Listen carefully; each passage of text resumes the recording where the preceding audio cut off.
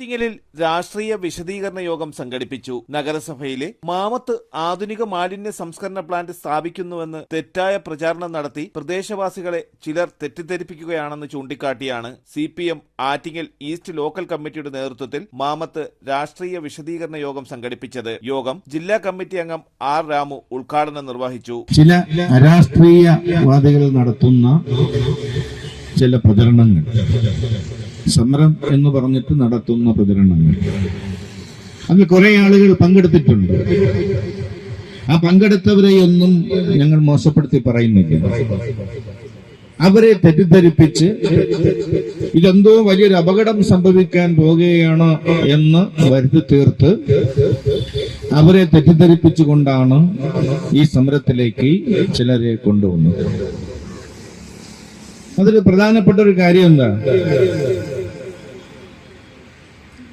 ഒരു സ്ത്രീ ഇവരോടെല്ലാം ഇറങ്ങി ഇവിടെയൊക്കെ പറഞ്ഞൊരു കഥയുണ്ട്. നിങ്ങളുടെ വനിതാ സഹാക്കൾ തന്നെ സൂചിപ്പിച്ചൊരു കാര്യമുണ്ട്. എന്താന്ന് വെച്ചാൽ, ഈ പ്ലാന്റ് വന്നു കഴിഞ്ഞാൽ ഈ പ്രദേശത്തുള്ള ഒരു പെൺകൊച്ചുങ്ങൾക്കും ഭർത്താക്കന്മാരെ കിട്ടില്ല, ആരും കല്യാണം ആലോചിക്കാൻ ഇങ്ങോട്ട് വരില്ല. ഒരു സ്ത്രീ ഇറങ്ങി പറഞ്ഞതാണ് ഞാൻ ഇവിടെ സൂചിപ്പിക്കുന്നത്. പെൺമക്കളുള്ള പെൺകുട്ടികളുള്ള വീട് ഏതൊക്കെയാണെന്ന് മനസ്സിലാക്കി അവിടെ അവർ നടത്തിയ പ്രചരണമാണ്. ഏതെങ്കിലും അമ്മമാർ സഹിച്ചിരിക്കുമോ? ഇങ്ങനൊരു വലിയ ആപത്ത് വരാൻ പോവുകയാണ്, അതുകൊണ്ടോ ഇതിലൊരു പ്രതിഷേധം രേഖപ്പെടുത്തി കളയാം എന്ന് പറഞ്ഞു പോയവരുണ്ട്. എനിക്ക് ആ സ്ത്രീയോട് പറയാനുള്ളത്, നിങ്ങളൊരു അമ്മയല്ല, നമുക്ക് എന്തും പറയാം. പക്ഷേ ആ വീട്ടിലുള്ള ഒരു പെൺകുട്ടിക്ക് ഭർത്താവിനെ ലഭിക്കാൻ പോകുന്നില്ല എന്ന് പറഞ്ഞാൽ ആ വീട്ടിലുള്ള അമ്മമാരുടെ മനോഗതി എന്തായിരിക്കും? ഒരു സ്ത്രീക്ക് പറയാൻ കൊള്ളാവുന്നതാണോ? ഒരമ്മയ്ക്ക് പറയാൻ കൊള്ളാവുന്നതാണോ? ഓരോ ദിവസവും ഓരോരോ കാര്യങ്ങളാണ് പറഞ്ഞത്. പിന്നെ ആരാ സമരം സംഘടിപ്പിച്ചത്? മാലിന്യം ഒഴുക്കുന്നു എന്നാണോ? ചില ആളുകളെ നല്ലതുപോലെ സാമ്പത്തികം നൽകി വിലക്കെടുത്ത ശേഷം ഈ നാട്ടിൽ ബോധപൂർവം അരാജകത്വം നിലനിർത്തി അത് CPM-നെതിരായി, അത് മുനിസിപ്പൽ കൗൺസിലിനെതിരായി തിരിച്ചുവിടുക എന്നുള്ളതായിരുന്നു അവരുടെ ലക്ഷ്യം.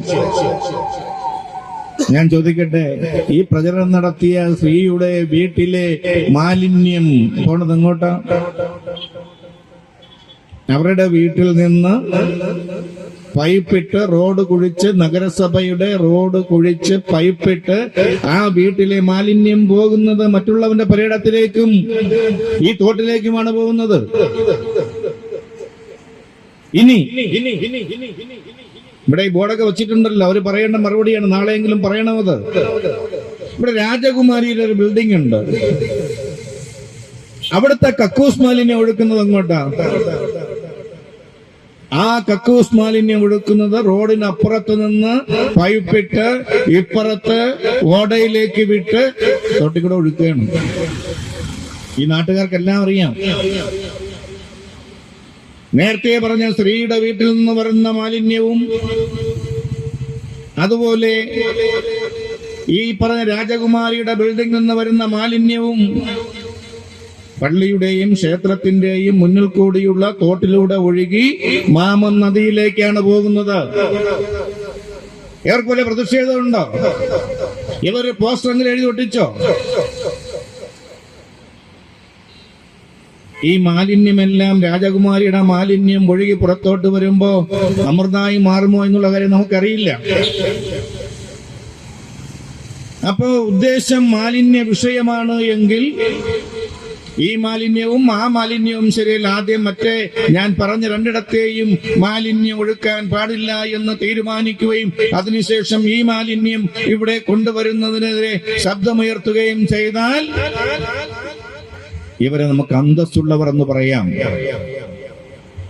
പക്ഷേ ഇപ്പൊ എന്താ ചെയ്തിരിക്കുന്നത്?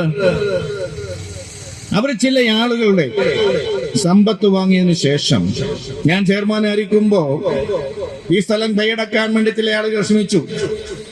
ചില സാധനങ്ങളെല്ലാം കൊണ്ട് അവിടെ ഡംപ് ചെയ്തു. ഇത് കൈയടക്കാൻ വേണ്ടി ശ്രമിച്ചു. നല്ല സ്ഥലമല്ലേ, ദേശീയ പാതയോട് ചേർന്ന് കിടക്കുന്ന സ്ഥലം കൈയടക്കിയാൽ കൊള്ളാമല്ലോ. അന്ന് അവിടുന്ന് സാധനം മാറ്റിച്ചു, അവരെ ഫൈൻ ചെയ്തു. അത്തരക്കാർക്ക് ഈ സ്ഥലത്തിൽ വീണ്ടും നോട്ടമുണ്ട്. അപ്പൊ പ്ലാന്റ് വന്നാലോ, പ്ലാന്റ് വന്നാൽ അവരുടെ ലക്ഷ്യം നടക്കില്ല. അതുകൊണ്ട് പ്ലാന്റ് വരാതിരിക്കണം. പ്ലാന്റ് വരാതിരിക്കണമെങ്കിലോ ജനങ്ങളെ അഴിച്ചുവിടണം, ജനങ്ങളെ ഇളക്കിവിടണം.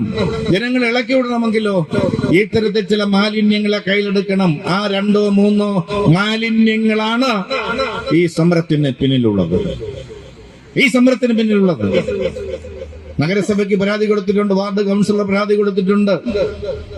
ഇപ്പൊ ഈ സമരമൊക്കെ വന്നപ്പോ നഗരസഭയുടെ ആൾക്കാർ വന്ന് നോക്കിയപ്പോ ആ തോട്, ആ ഓട സ്ലാബിട്ട് അടച്ചിരിക്കുകയാണ്. കാരണം ഈ മാലിന്യം ഒഴുകിപ്പോകുന്നതിന്റെ ദുർഗന്ധം പുറത്തോട്ട് വരാതിരിക്കാൻ ഇന്നും ഒഴുക്കി, നാളെയും ഒഴുക്കി. ഇവരുടെ ഇനിഷ്യലിൽ തെറ്റില്ലെങ്കിൽ ഇവർ നാളെ സമരം നടത്തട്ടെ, ഇതിനെതിരായി. ഈ പറയുന്ന ആളുകളുടെ കാശും വാങ്ങിച്ചിട്ടല്ലേ ഇവർ ഈ സമരം നടത്തുന്നത്. ഇവിടെ പറഞ്ഞല്ലോ, കൗൺസിലിൽ ഏകകണ്ഠമായ തീരുമാനം.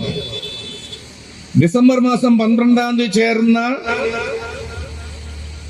ഒരു ഉപസമിതിയുണ്ട്. കോൺഗ്രസും BJPയും CPM-ഉം എല്ലാവരും കൂടിയുള്ള ഒരു ഉപസമിതിയുണ്ട്. ആ ഉപസമിതി തീരുമാനിച്ചു മാലിന്യ പ്ലാന്റ് ആരംഭിക്കുന്നതിന് വേണ്ടിയുള്ള നടപടികൾ സ്വീകരിക്കാൻ വേണ്ടി തീരുമാനിച്ചു. ഡിസംബർ 24-ാം തീയതി തീരുമാനിച്ച കൗൺസിലിലും തീരുമാനിച്ചു. എല്ലാ രാഷ്ട്രീയ പാർട്ടിക്കാരും ഉണ്ടായിരുന്നു. എന്താ തീരുമാനിച്ചത്? മാലിന്യ പ്ലാന്റ് ആരംഭിക്കുന്നതിന് വേണ്ടിയുള്ള നടപടികൾ സ്വീകരിക്കാൻ വേണ്ടി തീരുമാനിച്ചു.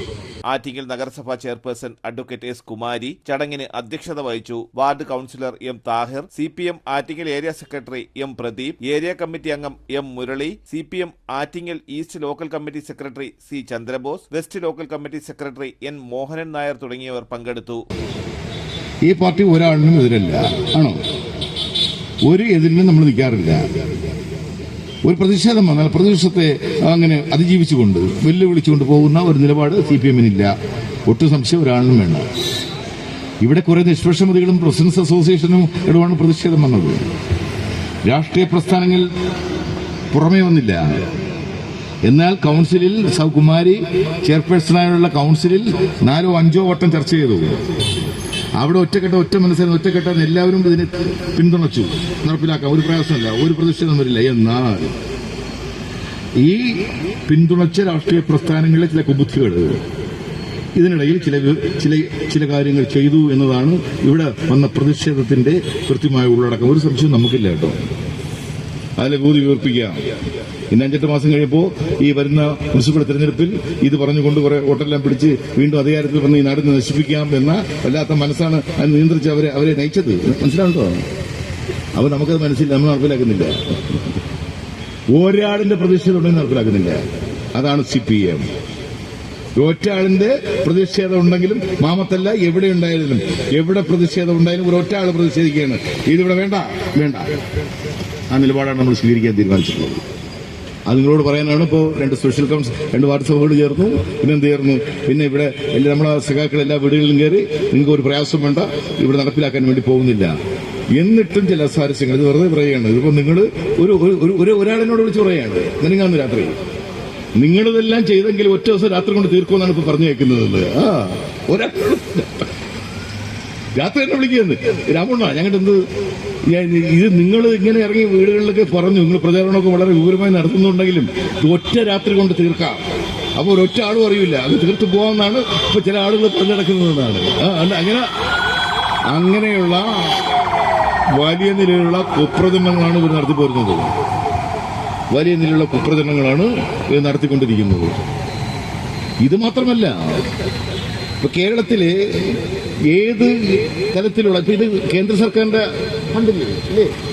കേന്ദ്ര സർക്കാരിന്റെ സഹായമല്ലേ? അപ്പൊ കേന്ദ്ര സർക്കാരിന്റെ സഹായമുണ്ട്, സംസ്ഥാന സർക്കാരിന്റെ സഹായമുണ്ട്. കേരളത്തിലെ എല്ലാ കോർപ്പറേഷനുകളിലും എല്ലാ നഗരസഭകളിലും ഇത്ര സമയം പറയുന്നുണ്ട്. ഇത്ര സമയത്തിനകം ഇത് പൂർത്തിയാക്കണമെങ്കിൽ നിങ്ങൾക്ക് ഭാവി പ്രവർത്തനങ്ങൾക്ക് വികസനത്തിന് കൂടുതൽ കാശ് തരൂ എന്നാണ് ഗവൺമെന്റിന്റെ തീട്ടൂരം. ഇത് നടപ്പിലാക്കണം. അതാണ്. അപ്പൊ ഇത് നമ്മൾ നഗരസഭയിൽ നടപ്പിലാക്കിയ ഇവിടെ നടപ്പിലാക്കുന്നില്ല.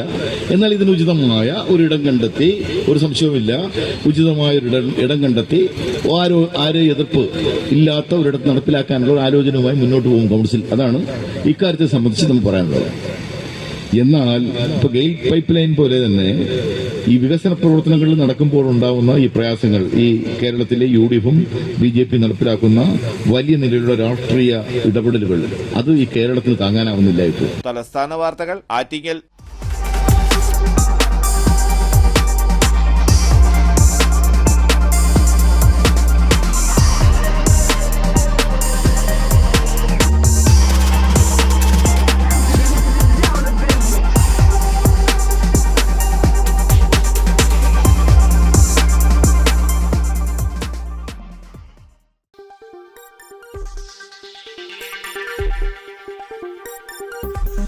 ഈ വാർത്തകൾ നിങ്ങൾക്കായി അവതരിപ്പിച്ചത് ആലങ്കോട് റേബിനിൽ നിന്നും പർച്ചേസ് ചെയ്യുമ്പോൾ ഹോൾസെയിൽ വിലയ്ക്കൊപ്പം ഏറ്റവും കുറഞ്ഞ പണിക്കൂലിയും കൂടാതെ കൈനിറയ സമ്മാനങ്ങളും.